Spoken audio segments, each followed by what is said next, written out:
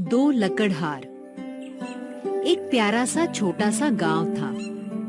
गांव में नदी थी, पर्वत थे और मेहनत करके रहने वाले सरल सादे लोग भी थे।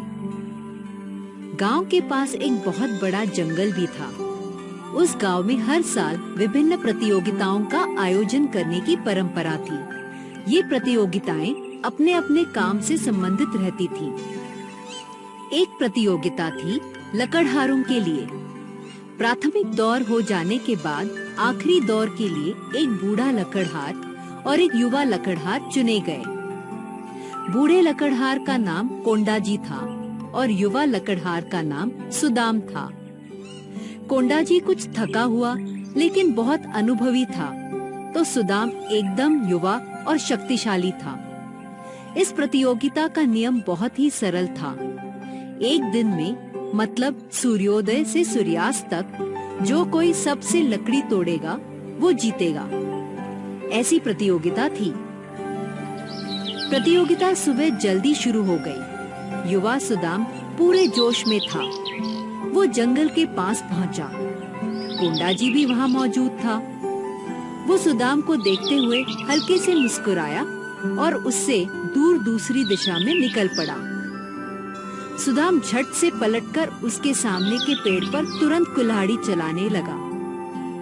ध्यान देते हुए वो एक के बाद एक ऐसे पेड़ गिराते हुए उनकी लकड़ी तोड़ने लगा। बीच बीच में उसे जंगल की दूसरी ओर से बुढ़े कोंडाजी की कुल्हाड़ी की आवाज सुनाई दे रही थी। ऐसी आवाज सुनने पर सुदाम और भी जोश से अपनी कुल्हाड़ चलाने लगता। उसे पूरा भरोसा था कि ये प्रतियोगिता वो ही जीतेगा। बहुत समय बाद आराम करने के विचार से सुदाम थोड़ा रुक गया।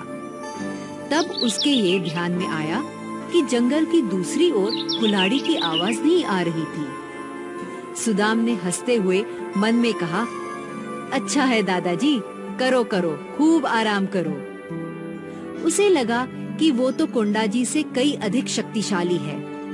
उसका टिकाव और काम करने की क्षमता कोंडाजी से ज्यादा है। इसलिए आराम करने में समय बिताने से अच्छा रहेगा कि वो कुछ और लकड़ी तोड़े। ऐसे करने से वो ही प्रतियोगिता जीतेगा।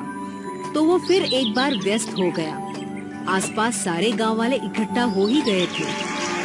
वे दोनों प्रतियोगियों को एक के बाद एक पुकार रहे थे, ताली बजाकर उन्हें प्रोत्साहित कर रहे थे। जल्द ही सूर्यास्त हो गया।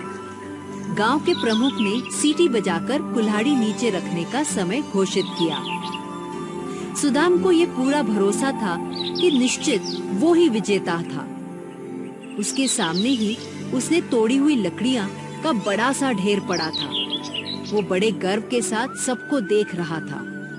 उसने कोंडाजी के सामने लकड़ियों का ढेर कितना है ये भी नहीं देखा। वो सीधे गांव निकल आया। तुरंत ही पुरस्कार समारोह। सुदाम सीधे मंच पर जा खड़ा हुआ। उसे पूरा भरोसा था कि वो विजेता था। उसके बिल्कुल पीछे ही कोंडाजी खड़ा था। अब सुदाम ने वो कितना थका हुआ है ये देखने के लिए नजर दौड़ाई, लेकिन उसे कोंडाजी कुछ ज्यादा थका हुआ नहीं लगा।